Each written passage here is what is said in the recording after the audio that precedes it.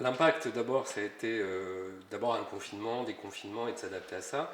Après, tout dépend de l'activité de l'association. Vous avez des associations qui ont comme mission la prévention et le dépistage, d'aller au plus près des personnes. Donc là, ce sont des structures qui n'ont pas pu exercer leur activité, qui n'ont pas pu dépister. Donc on s'attend à avoir des dépistages tardifs et donc peut-être on est en inquiétude sur le fait qu'il puisse y avoir des personnes qui ont été contaminées et pas pris en charge ou pas tout de suite. Donc ça a décalé et surtout ça a amené à ce que des équipes ne puissent pas travailler, ne pas exercer leur métier.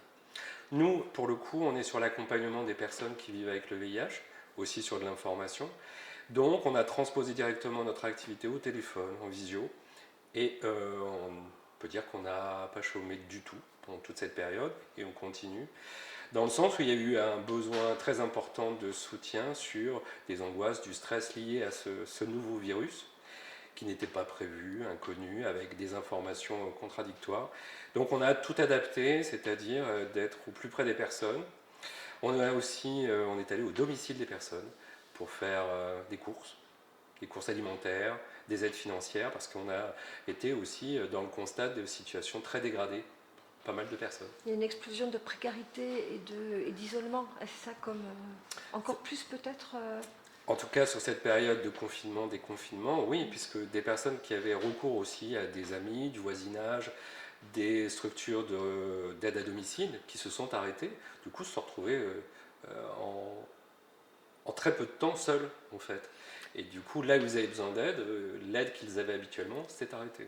avec des rendez-vous médicaux peut-être qui ont été reportés aussi, j'imagine. Donc des rendez-vous médicaux en effet qui ont été décalés, sachant que sur les personnes qui vivent avec le VIH, il y a un suivi qui est quand même très, euh, qui a changé par rapport à certaines années, c'est-à-dire que vous pouvez avoir que 2 rendez-vous dans l'année.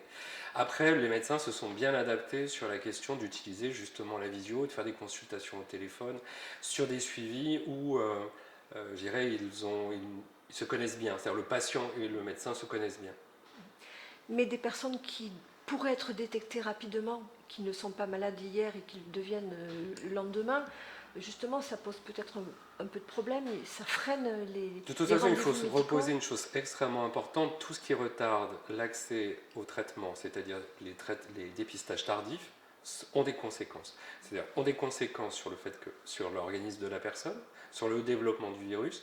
Là où à l'heure actuelle, en 2021, et toutes les équipes médicales le posent, c'est-à-dire plus vite une personne est dépistée, plus vite une personne est sous traitement, et plus vite elle n'est plus, la charge virale est indétectable, et les personnes ne sont plus contaminantes.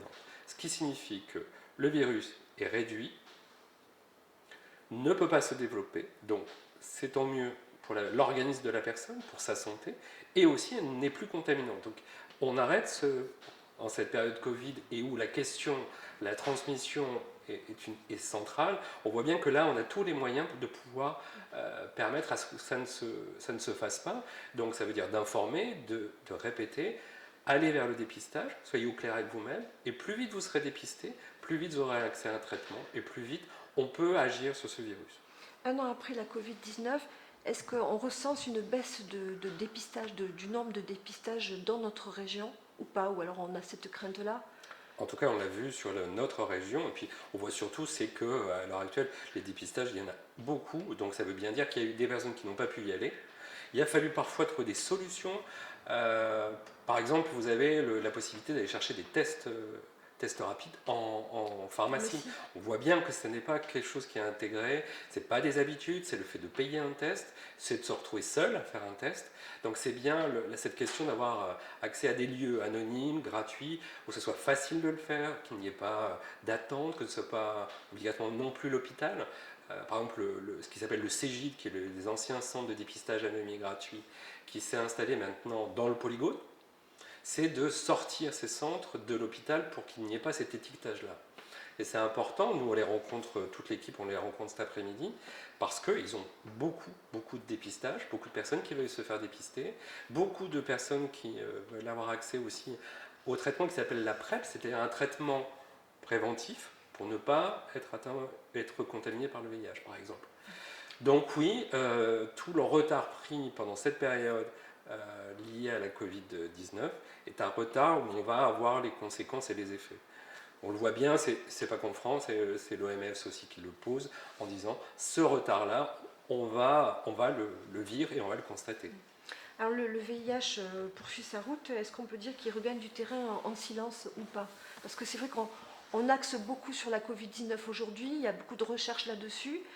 Du coup, les scientifiques travaillent un petit peu moins sur le VIH. Est-ce qu'ils risquent de regagner du terrain en silence? C'est-à-dire que le financement, par exemple, de la recherche, et on voit bien, c'est ce que notamment finance SIDAction, c'est de pouvoir travailler sur plusieurs axes. Là, à l'heure actuelle, c'est que la recherche sur la question du VIH s'est réduite. Mais en même temps, on voit que toutes les connaissances et les apprentissages de la recherche contre le VIH, elles ont été extrêmement utiles et importantes pour la recherche contre un nouveau virus. Donc de toute façon, cette transposition et ce travail ensemble est important. Parce que du coup, sur la question des traitements, par exemple, on est sur, et on le voit aussi sur la question du cancer, on voit bien que les pistes, c'est à la fois de renforcer l'immunité, à la fois d'attaquer cet élément attaquant qui attaque l'organisme, mais aussi de travailler sur un vaccin. Ce sont toutes ces pistes-là. Et plus on pourra travailler là-dessus, plus ça va être bénéfique par rapport à la question du VIH, mais aussi la recherche, elle est bénéfique pour toutes les autres, contre les autres virus. Et de toute façon, plus on peut travailler là-dessus. C'est pour ça que SIDAction s'est mis un peu de côté, et la lutte contre le sida, c'est-à-dire ça s'est centré sur cette découverte de ce virus, les peurs, les angoisses. Il était logique qu'on ne parle pas du VIH, c'était l'actualité et c'était important. Pour autant, que ce soit les acteurs de la lutte contre le sida qui ont appris beaucoup de choses, c'est-à-dire à parler de réduction des risques, comment se protéger, protéger soi, protéger l'autre, avoir des réflexes, tout ça, des choses que l'on connaît. Et de pouvoir informer les personnes, de savoir aussi donner une information sans angoisser, savoir être à l'écoute. C'est quand même ça qui a amené beaucoup de stress chez beaucoup de personnes dans la population et on voit bien qu'il y a un effet délétère et des problématiques de santé mentale où il y a de plus en plus de personnes qui sont en mal-être, par exemple par rapport à la Covid. Je pense qu'il y a quelque chose à accompagner et on l'a fait, on a toute l'expérience sur la question du VIH depuis plus de 30 ans et on peut comprendre, on peut être présent et aider, être aidant là-dedans. Alors concrètement, sur notre région, combien de personnes sont atteintes du VIH et quel est le profil des personnes? Sur l'Occitanie, donc la région Occitanie, on est un peu plus à de 9000, 9200 personnes. Donc sur la grande région Occitanie. Donc c'est un profil qui là maintenant, on est à, on va dire à peu près plus ou moins 50% sur des personnes hétérosexuelles, des personnes qui ont des relations avec des personnes du même sexe. Vous avez dans la part des personnes hétérosexuelles, vous avez 52%, vous avez 30 et quelques de personnes qui sont des personnes qui étaient sur un parcours migratoire, c'est-à-dire qui ont quitté un pays pour des raisons politiques, des raisons économiques, qui sur le parcours migratoire se sont retrouvés contaminés par le VIH. Ça aussi c'est une donnée importante, parce que ça on peut l'analyser, ce qui fait que ce sont des personnes qui se sont contaminées quand elles sont arrivées. Donc avec des profils où il y a beaucoup de femmes dans ce pourcentage de personnes en parcours migratoire, ça parle aussi du vécu de ces personnes dans ce parcours et ce qu'elles ont dû y vivre, et c'est quelque chose qui est important à remarquer, parce que ça veut dire qu'elles ont subi aussi des choses sur ce parcours et qu'elles sont hélas maintenant à vivre avec le VIH, avec toutes les peurs qu'elles peuvent avoir, les connaissances qu'elles avaient dans leur pays, et que c'est à nous de pouvoir les informer et justement, encore une fois, poser le traitement, ne plus être détectable, ne plus être contaminant, parce que ça rassure aussi les personnes de savoir qu'elles ne prennent pas un risque aussi pour les autres, et qu'elles peuvent avoir une vie qui est une vie affective, une vie sexuelle, une vie... la question du comme tout le monde n'existe pas, mais en tout cas une vie de qualité en vivant avec le VIH. Ça, c'est tout un travail à faire, c'est-à-dire il y a toujours autant d'angoisse, de peur. On a toujours autant des personnes qui, lorsqu'elles apprennent qu'elles sont séropositives, ont des envies de suicide. Donc on voit bien que l'impact de cette pathologie et tout ce que ça draine derrière reste quelque chose d'une maladie qui reste toujours honteuse, d'une maladie qui est toujours empreinte de représentation sur la vie de la personne, c'est quelque chose de très moral, et que c'est vraiment là-dessus qu'il faut travailler et pouvoir changer les images que l'on en a, parce que c'est aussi ça qui empêche le dépistage, parce que savoir, ça veut dire être au risque d'être jugé par les autres, donc peut-être des personnes préfèrent ne pas savoir, ne pas aller vers le test, parce qu'en ne sachant pas, elles ne sont pas atteintes. Il y a quelque chose de cet ordre-là. Vous disiez qu'il y a à peu près 2000 personnes, c'est ça, qui seraient séropositifs dans la région et qui ne le sauraient pas. Qu'est-ce qu'on a envie de... Alors, quel est le conseil justement qu'on donne aux jeunes, peut-être, aux plus jeunes qui... Parce que du coup, vous parlez des jeunes, mais oui, des jeunes ou c'est-à-dire moins jeunes. mais des jeunes, c'est-à-dire on a aussi fait le constat qui est assez inquiétant, c'est que nouvelle découverte était chez des personnes de moins de 25 ans, voire de moins de 20 ans. Donc il y a quand même quelque chose qu'on a raté, c'est-à-dire on a eu toute une époque des actions de prévention dans les collèges, dans les lycées, et que c'est quelque chose qui s'est réduit. Résultat du compte, on voit bien que dans les résultats, eh ben, on a des jeunes qui pensent que ça concerne d'autres, c'est plus un problème, et que finalement, si ça venait à se passer, il suffit d'une pilule et tout va bien. Oui, il y a des traitements, oui. Oui, c'est pas les traitements d'une autre époque, qui étaient très lourds. Oui, il y a moins d'effets secondaires, mais vivre avec, c'est toujours le moment où la personne apprend qu'elle est séropositive, qu'elle se rend compte que tout ce que ça va entraîner, le dire à qui, ce que ça va avoir comme conséquence, à quoi ça conduit et ce que ça amène. Et alors du coup, cette réduction d'intervention en lycée et collège, on voit bien les effets. Euh, pour permettre aussi à ce que des personnes puissent se dire mais je vais aller me faire dépister, il y a d'abord cette image sociétale sur la question du VIH qui reste. Donc ça, chacun, on peut bouger là-dessus. Hein. Potentiellement, on peut aussi faire des reportages plus importants et plus réguliers en dehors du moment du SIDAction ou de la journée du 1er décembre, qui est la journée de lutte contre le sida, pour revenir informer. Je pense qu'il y a, à ce que les gens puissent se poser des questions à tous les âges. Par exemple, on intervient avec une structure qui s'appelle Unicité sur le service civique. Ce sont des jeunes donc, qui s'engagent dans un service civique. C'est intéressant parce que là, c'est comment on peut créer de l'échange et qu'ils puissent poser des questions sans avoir l'impression d'être jugés sur les questions qu'ils vont poser et pouvoir parler de choses finalement assez simples. Qu'est-ce que vous dites, vous, aux jeunes, aujourd'hui? Qu'est-ce que vous leur dites? Quels conseils vous pouvez donner? D'abord, je n'ai pas de conseils à donner aux jeunes, c'est avant tout de les informer qu'ils puissent aussi, qu'il y a des espaces et des endroits où ils peuvent parler de ce qu'ils vivent, dans leur sexualité, de leur découverte d'eux-mêmes. Moi, j'ai plus de conseils à donner ni à des plus jeunes, ni à des moins jeunes. C'est en tout cas de pouvoir leur donner des informations plus claires, comme je suis en train de le faire avec vous, c'est-à-dire préciser, c'est-à-dire qu'est-ce qui existe, comment on fait un dépistage, où on peut le faire, qu'est-ce qu'il y a comme traitement. C'est tout ça, hein. C'est-à-dire il n'y a pas une formule simple et unique, elle est adaptée aussi à chaque produit. Ce qu'on dit les jeunes, mais ce sont des individus différents, des histoires de famille, des environnements, des lieux géographiques. Donc tout ça, c'est toujours, moi je trouve, il y a une information générale et aussi adaptée, parce que ça c'est important.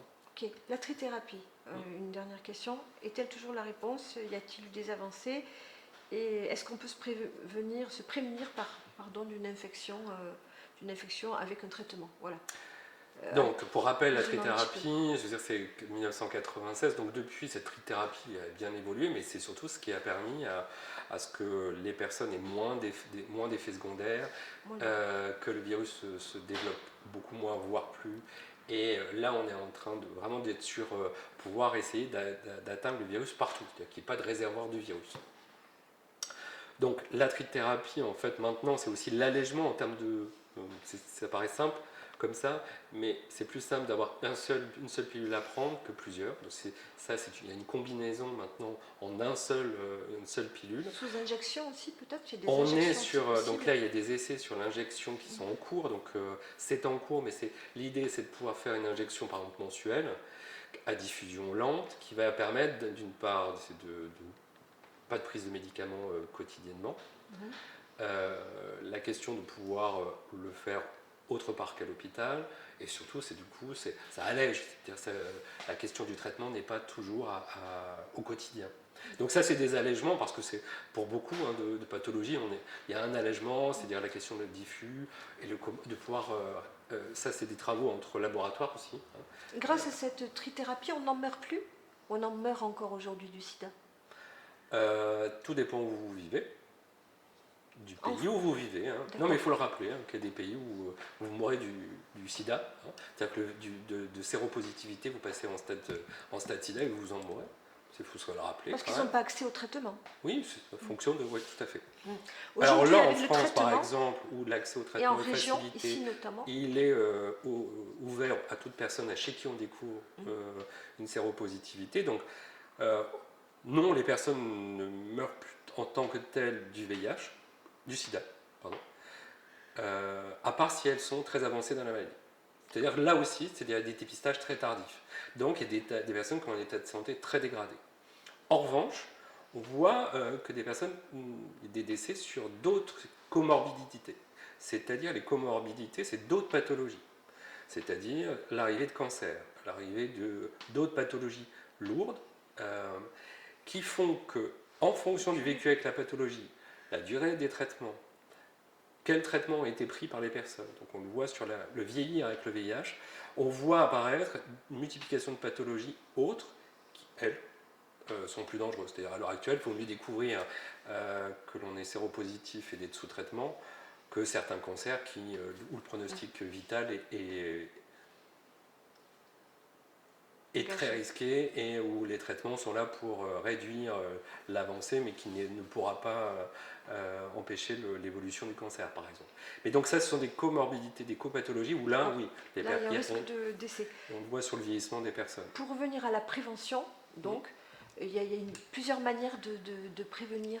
Alors, expliquez-nous, en essayant de résumer un petit peu ce que vous avez dit. Alors, je vais résumer, c'est-à-dire que c'est ce qu'on appelle la prévention combinée, c'est-à-dire d'avoir plusieurs moyens, à l'heure actuelle, en 2021, de pouvoir se prémunir, c'est-à-dire qu'on n'a pas que le préservatif, masculin ou féminin, ça aussi je le répète, même s'il a un peu disparu, vous avez la personne qui est séropositive, qui est sous traitement, qui n'est plus contaminante. Ça, vous pouvez savoir que si la personne vous dit « je suis séropositive, je suis sous traitement », le risque de transmission est quasi nul.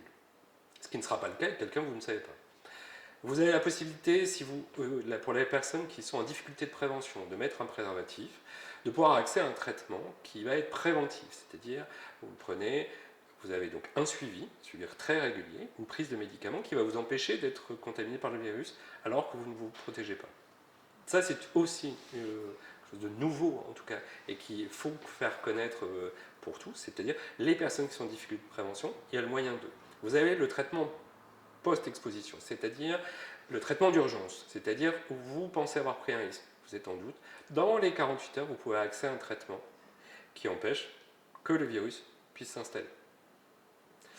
D'accord. Donc on a, à l'heure actuelle, une palette de possibilités. Il faut les faire connaître, il faut que chacun puisse avoir accès à cette information, parce qu'on a le moyen de se prémunir.